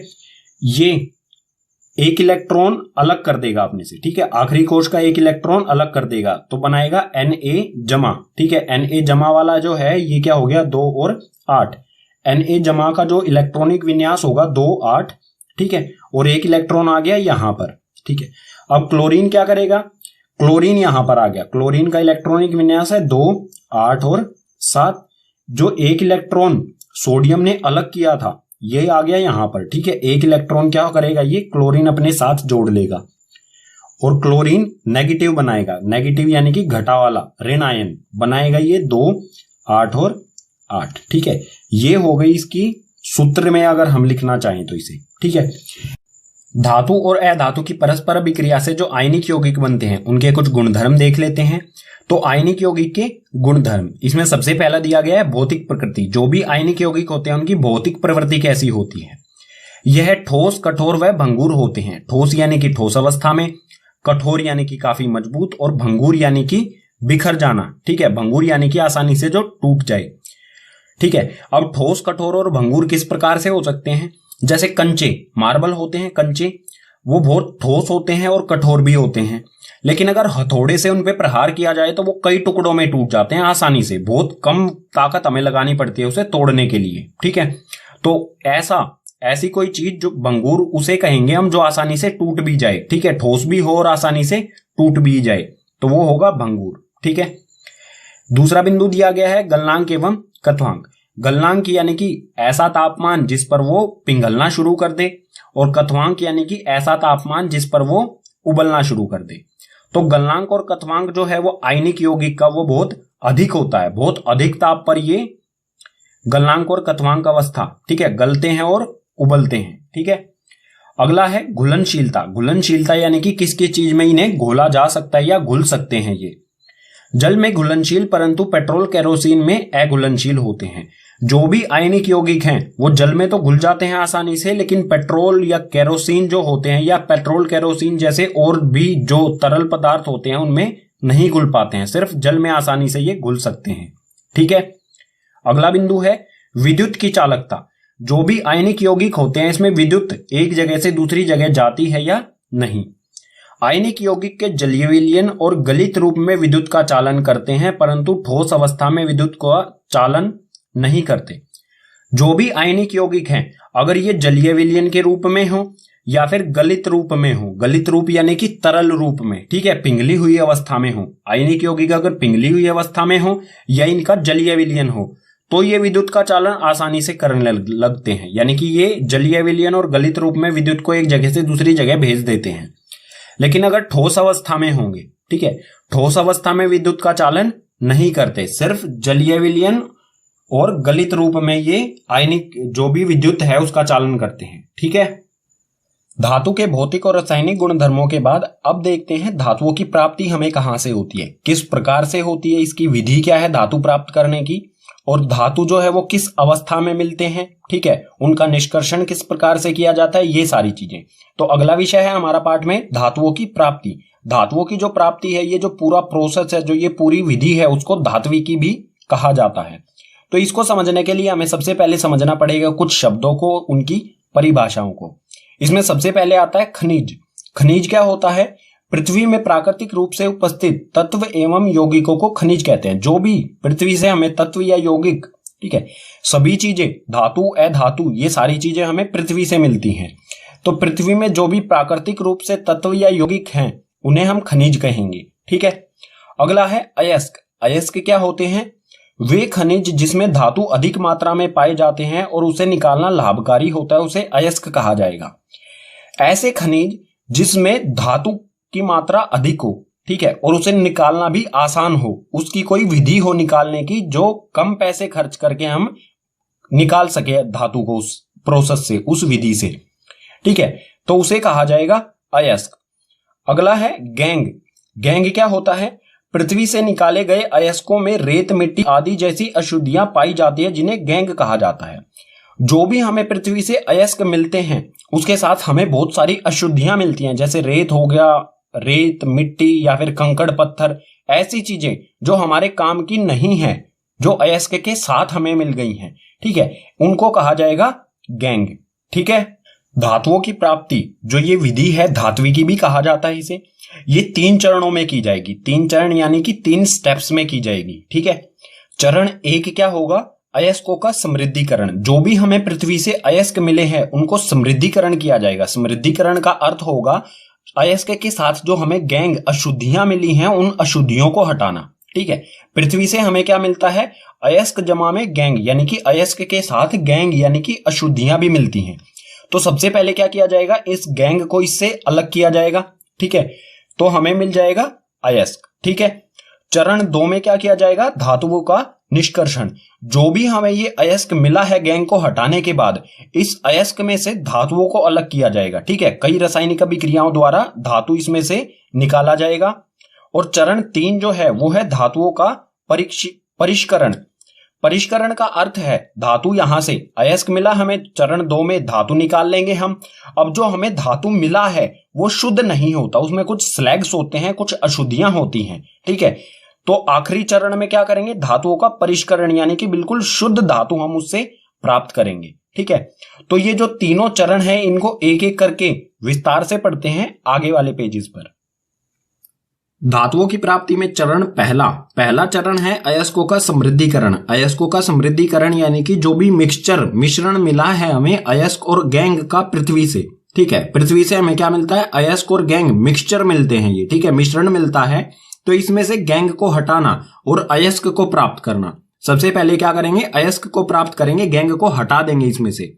तो ये किस प्रकार से किया जाता है, अनेक विधियों द्वारा ये किया जा सकता है, कई विधियां हैं इसकी। ठीक है, जैसे पानी से साफ करना, रेत मिट्टी जैसे जो भी गैंग होगा उसे पानी से साफ किया जा सकता है, या फिर जो अयस्क और गैंग है कम मिश्रण है इसको पीस लिया जाए।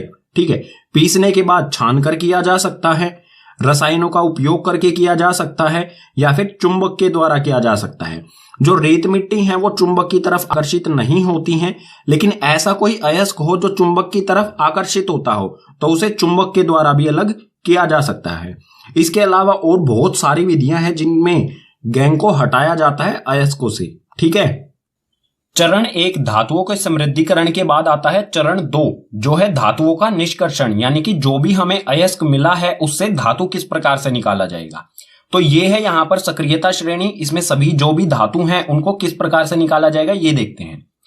जो अधिक क्रियाशील धातु हैं, यानी कि जो ऊपर वाले धातु हैं, सक्रियता श्रेणी में ऊपर वाले धातु जो अधिक क्रियाशील हैं, ये स्वतंत्र रूप में नहीं मिलते हैं, इनका विद्युत अपघटन किया जाता है। ठीक है, जो भी अधिक क्रियाशील धातु हैं उनका विद्युत अपघटन किया जाता है, यानी कि इनके अयस्कों का विद्युत अपघटन किया जाएगा और हमें शुद्ध धातु मिल जाएगा। ये किस प्रकार से किया जाएगा आगे वाले पेजेस पर हम पढ़ेंगे। ठीक है, अब बात आती है मध्यम क्रियाशील, जो ना तो ज्यादा क्रियाशील है और ना ही कम क्रियाशील है, जो धीरे धीरे अभिक्रिया करते हैं, उनको किस प्रकार से निष्कर्षण किया जाएगा या फिर कहें अयस्कों से निकाला जाएगा।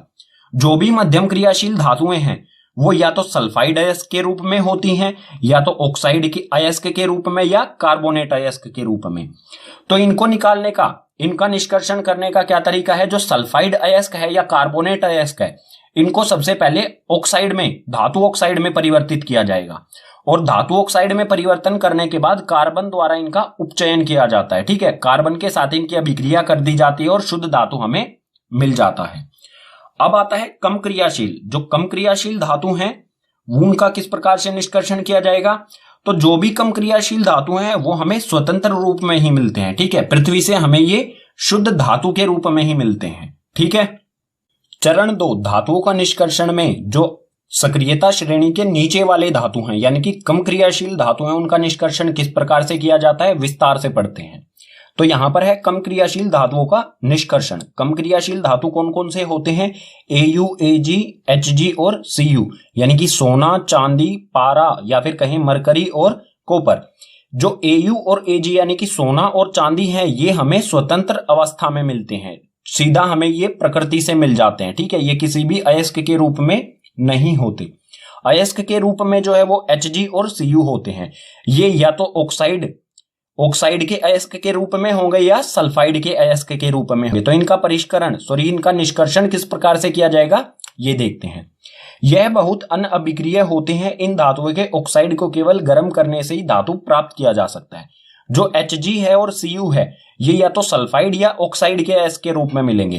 तो अगर सल्फाइड के अयस्क के रूप में है तो सबसे पहले इन्हें ऑक्साइड में बदली किया जाएगा, धातु ऑक्साइड में, और उसके बाद ऑक्साइड को बहुत कम ताप पर ही गर्म करने पर ये ऑक्सीजन को त्याग देते हैं और जो हमें धातु प्राप्त हो जाता है। उदाहरण देख लेते हैं इसके लिए। Hg का निष्कर्षण सिनाबार से। Hg पारा जो है इसका अयस्क होता है सिनाबार। सिनाबार का जो फॉर्मूला है वो है HgS यानी कि पारा सल्फाइड या फिर कहें मरकरी सल्फाइड। ठीक है, मरकरी सल्फाइड को कहा जाता है सिनाबार। ठीक है, तो Hg का निष्कर्षण HgS से किस प्रकार से किया जाता है ये अभिक्रिया के से देखते हैं। यहां पर दिया गया है HgS, इसे वायु ऑक्सीजन की उपस्थिति में जब गर्म किया जाएगा, ठीक है, इसे गर्म किया जाएगा तो ये HgO जो मरकरी ऑक्साइड में परिवर्तित हो जाएगा और सल्फर डाइऑक्साइड गैस निकल जाएगी इसमें से। ठीक है, अब जो ये HgO यानी कि मरकरी ऑक्साइड है यहां पर आ गया, इसे फिर से गर्म किया जाएगा। ठीक है, इसे फिर से गर्म किया जाएगा तो इसमें से ऑक्सीजन जो है ये अलग निकल जाएगी और हमें मिल जाएगा धातु। ठीक है, कम क्रियाशील धातुओं का किस प्रकार से किया जाएगा, अगर सल्फाइड के रूप में है या ऑक्साइड के रूप में तो इन्हें सिर्फ गर्म करने से ही ये हमें शुद्ध धातु मिल जाता है। ठीक है, एक और उदाहरण देख लेते हैं। इसी तरह CuS से Cu का निष्कर्षण किया जाता है, कॉपर सल्फाइड से कॉपर का निष्कर्षण किया जाता है। ये है कॉपर सल्फाइड, ऑक्सीजन की उपस्थिति में इसे गर्म किया जाएगा। ठीक है, गर्म करने पर ये परिवर्तित हो जाएगा कॉपर ऑक्साइड में और सल्फर डाइऑक्साइड इसमें से निकल जाएगी गैस। ठीक है, अब जो कॉपर ऑक्साइड है ये आ गया कॉपर ऑक्साइड। अगर इसको कॉपर सल्फाइड, ठीक है, ये जो कॉपर सल्फाइड है और कॉपर ऑक्साइड अगर इन दोनों को इकट्ठा, इन दोनों की अभिक्रिया कराई जाए, इन दोनों को इकट्ठा रख के गर्म किया जाए तो जो है हमें कॉपर और सल्फर डाइऑक्साइड मिल जाते हैं। ठीक है, ये मिल गया हमें कॉपर। ठीक है, कम क्रियाशील धातुओं के निष्कर्षण के बाद अब देखते हैं मध्यम क्रियाशील धातुओं का निष्कर्षण किस प्रकार से किया जाता है। मध्यम क्रियाशील धातु कौन से होते हैं, जो सक्रियता श्रेणी में बीच में होते हैं। ठीक है, इन्हें विस्तार से देखते हैं, इनका निष्कर्षण किस प्रकार से किया जाता है। तो यहां पर दिया गया है मध्यम क्रियाशील धातुओं का निष्कर्षण। मध्यम क्रियाशील धातु होते कौन कौन से हैं, तो इसमें होता है Zn हो गया, Fe हो गया, इसी प्रकार से और भी धातु। ठीक है, तो जो भी ये धातु होते हैं इनके बारे में दो बिंदु दिए गए हैं हमें। यह धातु या तो सल्फाइड या तो कार्बोनेट अयस्क के रूप में पाए जाते हैं। ठीक है, जो भी ये धातु हैं इनके अयस्क कौन से होते हैं, या तो सल्फाइड होगा या कार्बोनेट अयस्क के रूप में हमें मिलेंगे। इन धातुओं के ऑक्साइड से प्राप्त करना अधिक आसान होता है। जो भी ये धातु हैं मध्यम क्रियाशील धातु हैं, इनके ऑक्साइड से इन धातुओं को प्राप्त करना आसान होता है। यानी कि क्या कहना चाह रहा है, जो सल्फाइड अयस्क होगा या कार्बोनेट अयस्क होगा, सबसे पहले क्या किया जाएगा, इन सल्फाइड अयस्क को या कार्बोनेट अयस्क को धातु ऑक्साइड में बदला जाएगा। ठीक है, और उसके बाद धातु ऑक्साइड को से हम धातु प्राप्त कर लेंगे। ठीक है, सल्फाइड अयस्क से धातु का निष्कर्षण सबसे पहले देखते हैं। जो सल्फाइड अयस्क होता है उससे धातु का निष्कर्षण किस प्रकार से किया जाता है, अगले पेज पर देखेंगे कार्बोनेट अयस्क से धातु किस प्रकार से निष्कर्षण किया जाता है। ठीक है, तो यहां पर है सल्फाइड अयस्क से धातु का निष्कर्षण। सल्फाइड अयस्क से धातु का जो निष्कर्षण है उस प्रोसेस को, उस प्रक्रिया को कहा जाता है भर्जन प्रक्रिया। ठीक है, ये क्या होता है, सल्फाइड अयस्क को वायु की उपस्थिति में अधिक ताप पर गर्म करने पर यह ऑक्साइड में बदल जाता है। ठीक है, जो भी सल्फाइड, किसी भी धातु का सल्फाइड अयस्क है उसको अधिक ताप पर वायु की उपस्थिति में अगर गर्म किया जाएगा तो ये ऑक्साइड में बदल जाएगा, धातु ऑक्साइड में बदल जाएगा। ठीक है, एक उदाहरण ले लेते हैं। उदाहरण में दिया गया है यहां पर ZnS यानी कि जिंक सल्फाइड, जो कि एक मध्यम क्रियाशील धातु है। ठीक है, जिंक सल्फाइड का जो अयस्क है इसको ऑक्सीजन की उपस्थिति में अधिक तापमान इसे दिया जाएगा, अधिक ताप पर इसे गर्म किया जाएगा वायु की उपस्थिति यानी कि ऑक्सीजन की उपस्थिति में, तो ये बदल के हो जाएगा ZnO यानी कि जिंक ऑक्साइड, और साथ में सल्फर डाइऑक्साइड जो गैस है वो निकल जाएगी। हमें यहां पर क्या मिल गया, जिंक ऑक्साइड। ठीक है, आगे वाले पेजेस पर हम देखेंगे कि जिंक ऑक्साइड से धातु किस प्रकार से निकाला जाता है। ठीक है, पीछे वाले पेज पर हमने पढ़ा था जो सल्फाइड के अयस्क होते हैं मध्यम क्रियाशील धातुओं के, उनसे धातु ऑक्साइड किस प्रकार से बनाया जाता है। ठीक है, पहले क्या किया जाएगा, धातु ऑक्साइड में परिवर्तन करेंगे दोनों का, सल्फाइड का भी और कार्बोनेट का। तो कार्बोनेट के अयस्क से धातु ऑक्साइड किस प्रकार से बनाया जाता है यही देखते हैं। कार्बोनेट अयस्क से धातु का निष्कर्षण।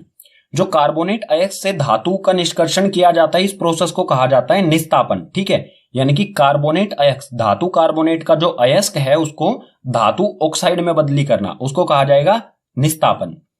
तो कार्बोनेट अयस्क को वायु की सीमित मात्रा या फिर कहें अनुपस्थिति में अधिक ताप पर गर्म करने पर यह ऑक्साइड के रूप में परिवर्तित हो जाता है। जो भी कार्बोनेट का अयस्क होता है, धातु कार्बोनेट का जो भी अयस्क है, अगर उसको या तो वायु हो ही ना या फिर सीमित मात्रा में वायु हो, इसमें गर्म किया जाएगा तो वो ऑक्साइड, धातु ऑक्साइड में परिवर्तित हो जाएगा। ठीक है, इसका एक उदाहरण देख लेते हैं। यहां पर दिया गया है ZnCO3 यानी कि जिंक कार्बोनेट। ये जो अयस्क है इसको गर्म किया जाएगा। ठीक है, इसमें यहां पर क्या है, ऑक्सीजन पहले से ही है, O3 है, तो इसको वायु की यानी कि ऑक्सीजन की अनुपस्थिति में, जहां पर ऑक्सीजन ना हो वहां पर इसे गर्म किया जाएगा तो ये बदली हो जाएगा ZnO यानी कि जिंक ऑक्साइड में, और कार्बन डाइऑक्साइड जो गैस है वो बाहर निकल जाएगी। जो भी प्रोसेस था पीछे वाला, जो भर्जन था सल्फाइड अयस्क को धातु ऑक्साइड में हमने ZnO में बदला था, और निस्तापन विधि द्वारा यानी कि कार्बोनेट अयस्क को भी हमने किस में बदल लिया, ZnO यानी कि ऑक्साइड में। तो भर्जन और निस्तापन विधियों से हमने धातु ऑक्साइड प्राप्त हुआ। जो भी अब धातु ऑक्साइड है, धातु ऑक्साइड से धातु किस प्रकार से प्राप्त किया जाएगा ये देखते हैं अगले पेज पर। मध्यम क्रियाशील धातुओं के सल्फाइड और कार्बोनेट अयस्क को हमने भर्जन और निस्तापन विधि से धातु ऑक्साइड में परिवर्तित किया। अब जो भी हमें धातु ऑक्साइड मिला था उदाहरण में, भर्जन से भी हमें क्या मिला था, ZnO, और निस्तापन से भी हमें ZnO ही मिला था। ठीक है, उदाहरण जो हमने लिया था।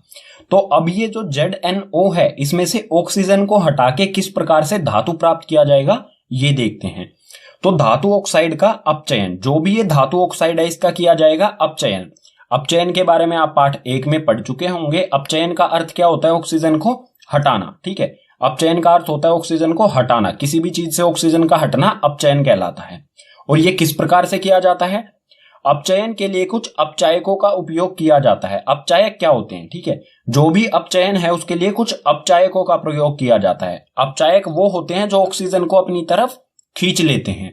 और अपचायक के अगर कुछ उदाहरण की बात करें, कुछ अपचायक के उदाहरण जैसे कार्बन, कार्बन जो है वो ऑक्सीजन को अपनी तरफ खींच लेता है और बनाता है कार्बन मोनोऑक्साइड। इसी प्रकार से कार्बन मोनोऑक्साइड भी ऑक्सीजन को खींच लेता है, बनाता है कार्बन डाइऑक्साइड। और जो H2 है, हाइड्रोजन भी अपनी तरफ खींच लेता है ऑक्सीजन को और बनाता है H2O यानी कि जल। एक इसका उदाहरण ले लेते हैं। ठीक है, ये था हमारा ZnO। अगर ZnO की C के साथ यानी कि कार्बन के साथ, कार्बन को जो है वो कोक भी कहा जाता है। ठीक है, तो इसकी अभिक्रिया अगर कार्बन के साथ कराई जाए तो कार्बन जो है, ऑक्सीजन जो है वो कार्बन के साथ चला जाएगा। ठीक है, और हमें मिलेगा शुद्ध यानी कि हमें मिलेगा धातु और मिलेगा कार्बन मोनोऑक्साइड। ये गैस होती है, ये गैस निकल जाएगी और हमें धातु मिल जाएगा। कम क्रियाशील और मध्यम क्रियाशील धातुओं के निष्कर्षण के बाद अब देखते हैं अधिक क्रियाशील धातुओं का निष्कर्षण किस प्रकार से किया जाएगा। अधिक क्रियाशील यानी कि जो सक्रियता श्रेणी में ऊपर की ओर दिए गए हैं। ठीक है, और इनके कुछ उदाहरण हो जाएंगे अधिक क्रियाशील धातुओं के, जैसे कि K यानी कि पोटेशियम, Na यानी कि सोडियम, Ca यानी कि कैल्शियम, Mg यानी कि मैग्नीशियम, इसके अलावा एल्यूमिनियम भी आता है इसमें। ठीक है, तो अधिक क्रियाशील धातुओं का निष्कर्षण यानी कि इन धातुओं को किस प्रकार से प्राप्त किया जाएगा इनके अयस्कों से। इसमें पहला बिंदु दिया गया है, यह धातु अत्यधिक क्रियाशील होने के कारण अपचयन नहीं किया जा सकता है। जो भी ये धातु हैं बहुत अधिक क्रियाशील होते हैं, इसलिए जो भी इनके ऑक्साइड होंगे, जैसे सोडियम ऑक्साइड हो गया, तो सोडियम ऑक्साइड का अपचयन नहीं किया जा सकता, यानी कि जो सोडियम के साथ ऑक्सीजन जुड़ा है उस ऑक्सीजन को नहीं हटाया जा सकता है। जो भी हमारे उपचायक होते हैं, उपचायक कौन कौन से होते हैं, जैसे कार्बन हो गया, कार्बन मोनोऑक्साइड हो गया, या फिर हाइड्रोजन, इनके द्वारा ऑक्सीजन को नहीं हटाया जा सकता है। ठीक है, यानी कि जो भी ये विधि है ऑक्सीजन अपचयन विधि, इस पर लागू नहीं होगी। तो इनका निष्कर्षण किस प्रकार से किया जाएगा, इन धातुओं को विद्युत अपघटन द्वारा प्राप्त किया जाएगा। विधि है ये, विद्युत अपघटन विधि द्वारा इन धातुओं को प्राप्त किया जाता है। विद्युत अपघटन के लिए सबसे पहले क्या होना चाहिए, जो भी ये धातु हैं इनके अयस्क या तो हमें जो है वो धातु लवण के रूप में ही मिलते हैं, या फिर और किसी भी अलग रूप में भी हैं, तो उन्हें सबसे पहले धातु लवण में परिवर्तित किया जाएगा। ठीक है, तो जो भी हमें धातु लवण मिला, धातु लवण का उदाहरण देख लेते हैं, जैसे NaCl, NaCl यानी कि सोडियम क्लोराइड, सोडियम से बनने वाला लवण है ये। ठीक है, तो NaCl से Na यानी कि सोडियम का निष्कर्षण किस प्रकार से किया जाएगा, NaCl से सोडियम किस प्रकार से प्राप्त किया जाएगा, इसे डायग्राम से समझते हैं। सबसे पहले जो भी हमारा सोडियम क्लोराइड है इसको द्रव अवस्था यानी कि गलित अवस्था, इसे अधिक ताप पर गलित अवस्था में लाया जाएगा तरल, ठीक है। इसे पिघलाया जाएगा और पिघला के इस बड़े से टब जो दिख रहा है आपको इसमें डाला जाएगा। इसमें जो नीला नीला दिख रहा है आपको ये है सोडियम क्लोराइड, ठीक है। इसमें दो रोड लगाई जाएंगी, एक तो होगी कैथोड और एक एनोड। कैथोड यानी कि ऋणी जिस पे चार्ज होता है और एनोड यानी कि जिस पे धनात्मक चार्ज होता है, ठीक। अब जैसे ही इसमें से इसे एक बैटरी के साथ कनेक्ट किया जाएगा, जैसे ही विद्युत इसमें से प्रवाहित होगी, ठीक है, तो जो सोडियम और क्लोरीन है इनके बीच का जो आबंध है वो टूट जाएगा और सोडियम बनेगा Na पॉजिटिव चार्ज और क्लोरीन जो होगा वो नेगेटिव चार्ज, यानी कि सोडियम धनात्मक चार्ज क्योंकि ये एक इलेक्ट्रॉन का त्याग कर देता है, और क्लोरीन जो होगा वो ऋणी चार्ज होगा क्योंकि ये एक इलेक्ट्रॉन ग्रहण करता है। तो जो सोडियम हमेशा जमा वाला चार्ज जो है वो किसकी तरफ आकर्षित होता है? घटा की तरफ। तो जो सोडियम है वो कैथोड की तरफ आकर्षित होगा और जो क्लोरीन है वो एनोड यानी कि जमा की तरफ आकर्षित होगा, ठीक है। और क्लोरीन एनोड पर आकर गैस के रूप में यहां से निकल जाएगा एनोड से, और जो भी हमारा सोडियम धातु है वो कैथोड पर आकर निक्षेपित हो जाएगा। निक्षेपित यानी कि यहां पर आकर इस पे चिपक जाएगा, इकट्ठा हो जाएगा। सोडियम धातु हम कहां से प्राप्त करेंगे? कैथोड से, यानी कि जो भी अधिक क्रियाशील धातु हैं वो हमें कहां पर मिलेंगी? कैथोड पे। हमेशा धातु जो है वो हमें कैथोड से ही मिलेगा, और जो भी अधातु होगा लवण में, धातु लवण में जो भी अधातु होगा वो एनोड पर इकट्ठा होगा, ठीक है। धातु हमें मिल जाएगा कैथोड से। तो इसमें भी यही दिया गया है, धातु कैथोड पर मिलेगा हमें और क्लोरीन एनोड पर, ठीक है। क्लोरीन एनोड पर आएगी लेकिन गैस बन के निकल जाएगा, ठीक है। कम क्रियाशील, मध्यम क्रियाशील और अधिक क्रियाशील धातुओं के निष्कर्षण से जो हमें धातु प्राप्त हुआ है उसमें भी कुछ अशुद्धियां होती हैं जिन्हें अपद्रव्य कहा जाता है, ठीक है। उनको हटाना जरूरी होता है, नहीं तो वो धातु को कमजोर बनाती हैं, ठीक है। तो उनको हटाने के लिए हम करते हैं चरण 3 जो है धातुओं का परिष्करण, ठीक है। जो भी अपद्रव्य होते हैं उनको हटाने के लिए हम उपयोग में लाते हैं धातुओं का परिष्करण। ये किस प्रकार से किया जाता है? इसमें बिंदु दिया गया है, हमें इसे पढ़ते हैं। धातुओं से अपद्रव्य, अपद्रव्य को इंग्लिश में स्लैग्स कहा जाता है, ठीक है। तो जो भी अपद्रव्य है उसको हटाने के लिए सबसे अधिक उपयोगी विधि है विद्युत अपघटनी परिष्करण, ठीक है। इस विधि का उपयोग ज्यादातर लाया जाता है। ये बहुत आसान विधि है, सस्ती भी पड़ती है, इसलिए विद्युत अपघटनी परिष्करण किया जाता है जो भी हमें धातु प्राप्त हुआ है, ठीक है। एक उदाहरण से इसे समझते हैं। मान लीजिए हमें कॉपर, ठीक है, कॉपर का परिष्करण करना है। कॉपर जो है उसको शुद्ध बनाना है, ठीक है। तो क्या किया जाएगा? कॉपर को शुद्ध बनाने के लिए सबसे पहले अगर कॉपर को बनाना है तो हम एक सल्फेट का विलयन लेंगे, कॉपर का ही, CuSO4। ये विलयन हम एक टम्बलर में डालेंगे, ठीक है। ये बाल्टी सी जो दिख रही है इसमें क्या है? कॉपर सल्फेट का विलयन है, ठीक है। ये कॉपर सल्फेट का विलयन है। इसमें 2 रोड लगाई जाएंगी कॉपर की ही। एक तो बिल्कुल शुद्ध कॉपर की कॉपर धातु की, ठीक है, कैथोड पर लगाई जाएगी कॉपर की, और एक वो लगाई जाएगी जिसमें से हमें ऐसा कॉपर जिसमें से हमें अपद्रव्य को निकालना है, यानी कि अशुद्ध जो कॉपर की रोड है वो लगाई जाएगी एनोड पर, ठीक है। कैथोड जो है वो माइनस यानी कि ऋणी चार्ज होता है और एनोड जो है वो धनात्मक चार्ज होता है। तो कॉपर की शुद्ध धातु की जो रोड है वो लगाई जाएगी पतली, ठीक है, पतली लगाई जाएगी कैथोड पर, और एनोड पर अशुद्ध कॉपर की मोटी रोड लगाई जाएगी। इसे एक सर्किट से जोड़ दिया जाएगा, विद्युत सर्किट से, ठीक है। एक बैटरी और इसमें कुंजी लगी होगी, ठीक है। अब आते हैं हमारे पहला पॉइंट पर। जब विद्युत धारा प्रवाहित होगी अशुद्ध धातु अपघटय में घुलने लगेगा। अपघटय यानी कि जो भी ये विलयन है, ठीक है, CuSO4 यानी कि कॉपर सल्फेट, ठीक है। जैसे ही हम इस कुंजी को ऑन करेंगे यानी कि स्विच को ऑन करेंगे, इसमें से विद्युत धारा प्रवाहित होगी। जो भी एनोड पर अशुद्ध कॉपर है वो इस विलयन घुलने लगेगा, ठीक है, इस विलयन में घुलने लगेगा। कॉपर जो इस विलयन में आने पर क्या होगा? 2 चार्ज हो जाएगा, ठीक है। क्या हो जाएगा? Cu2+ चार्ज हो जाएगा। और एनोड जो है यहां पर एनोड पर बचेंगे 2 इलेक्ट्रॉन, ठीक है। ये इस तरह से टूट जाएगा, 2 इलेक्ट्रॉन्स में टूट जाएगा, ठीक है। जो कॉपर ये वाला पार्ट है ये विलयन में घुल जाएगा और 2 इलेक्ट्रॉन है सर्किट से होते हुए कैथोड पर आ जाएंगे, ठीक है। अगला बिंदु दिया गया है, उसी समय अपघटय से शुद्ध धातु उतनी ही मात्रा में कैथोड पर निक्षेपित हो जाता है। अपघटय यानी कि CuSO4। जो एनोड से विलयन में जितना कॉपर घुला है उतना ही कॉपर जो है विलयन से कैथोड पर आके निक्षेपित यानी कि जम जाता है। ठीक है, इस रोड पर जम जाएगा।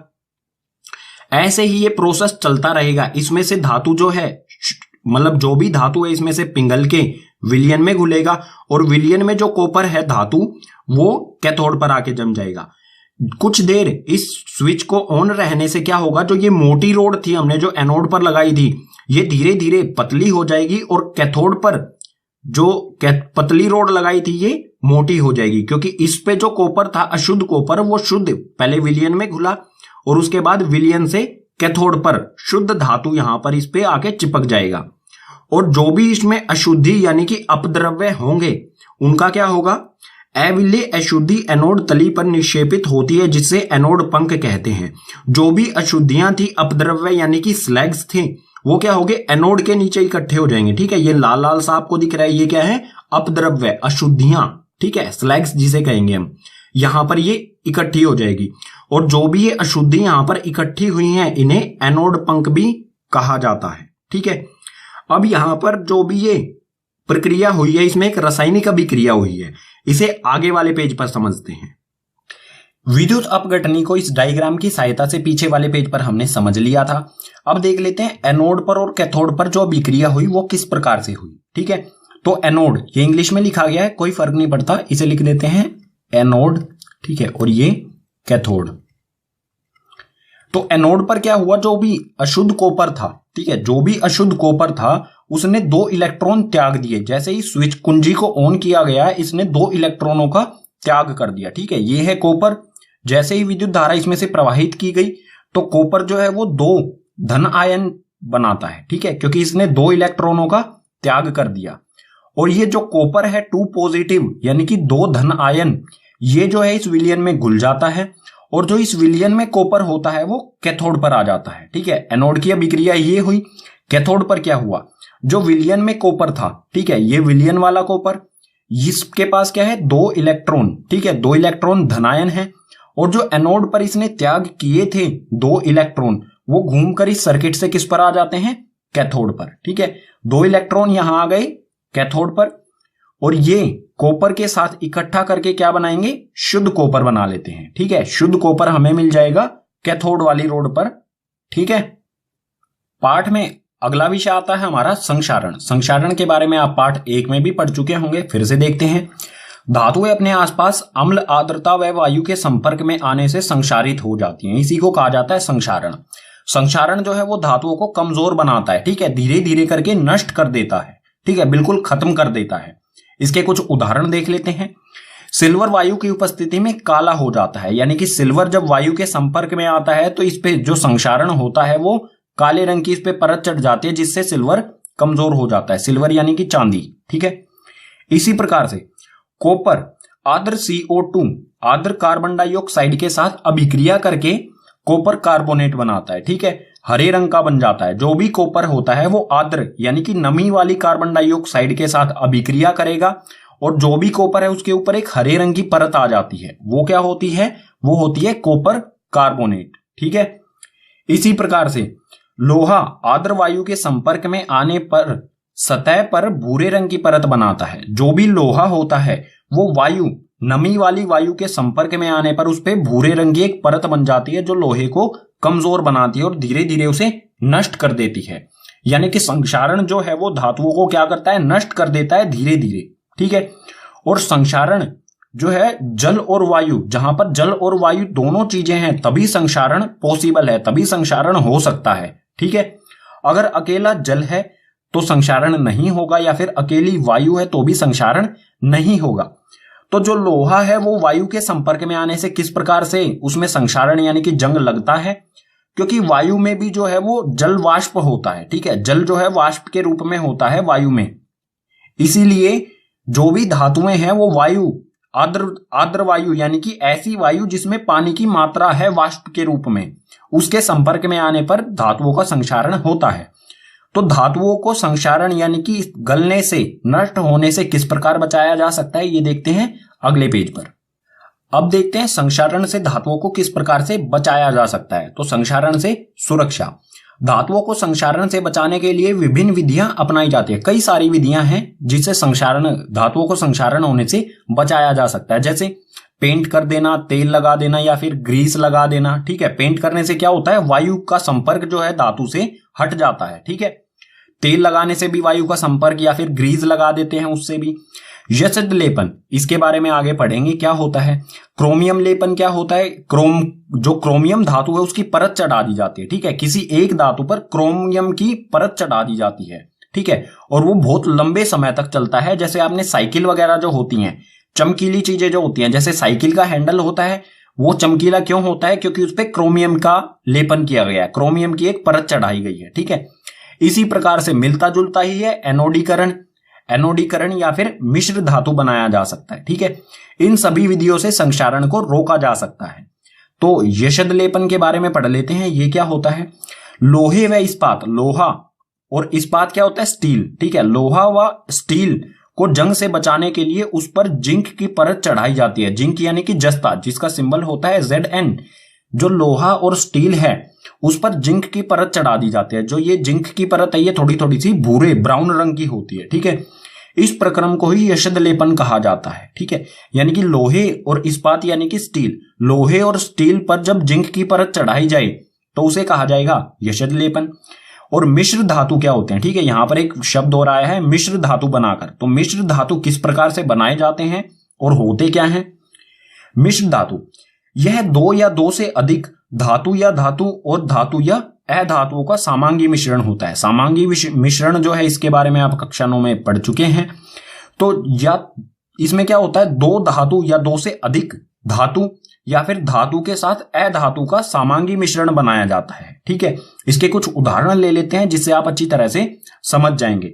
जैसे जो लोहा होता है, अगर लोहे में कार्बन मिला दिया जाए, कार्बन में 0.05% कार्बन मिला दिया जाए तो लोहा जो है कठोर हो जाता है और इसमें जो संक्षारण यानी कि जंग लगने का प्रक्रम होता है वो भी बहुत धीमा हो जाता है, लंबे समय तक चलता है ऐसा लोहा जिसमें कार्बन मिला दिया गया है। ठीक है, तो यहां पर क्या हुआ है, लोहा यानी कि धातु में अधातु को मिलाया गया है। ठीक है, इसी प्रकार इस्पात यानी कि स्टील, जो स्टील के बर्तन होते हैं हमारे रसोई घर में, वो वाला इस्पात। ठीक है, स्टील किस प्रकार से बनाया जाता है, लोहे में निकेल और क्रोमियम, ठीक है, ये है क्रोमियम मिलाया जाता है। ठीक है, लोहे में निकेल और क्रोमियम मिला करके इस्पात की स्टील का निर्माण किया जाता है। ये भी क्या है, स्टील क्या है, एक मिश्र धातु है। इसी प्रकार से पीतल जो है वो कॉपर और जिंक यानी कि जस्ता, ठीक है, जिंक जिसका सिंबल होता है Zn। तो पीतल जो है उसमें क्या किया जाता है, कॉपर और जिंक का वो समांगी मिश्रण होता है। इसी प्रकार से कांसा क्या होता है, कॉपर और टीन का समांगी मिश्रण। ये सभी क्या है, मिश्र धातु। और मिश्र धातु जो बनाए जाते हैं उनका कारण क्या होता है, क्योंकि ये लंबे समय तक चलते हैं, इनमें जंग जो भी है या संक्षारण कहें वो नहीं होता है, इन पे हमें किसी भी तरह का पेंट करने की आवश्यकता नहीं होती। ठीक है, इसी के साथ पाठ हो जाता है कंप्लीट। उम्मीद करूंगा आपको सभी पाठ के विषय समझ आए होंगे। अगर आपको सभी विषय समझ आए हैं तो इस वीडियो को अपने क्लासमेट के साथ शेयर कीजिए। अगर कोई भी ऐसा विषय रह गया है जो समझ नहीं आया है उसे कमेंट बॉक्स सेक्शन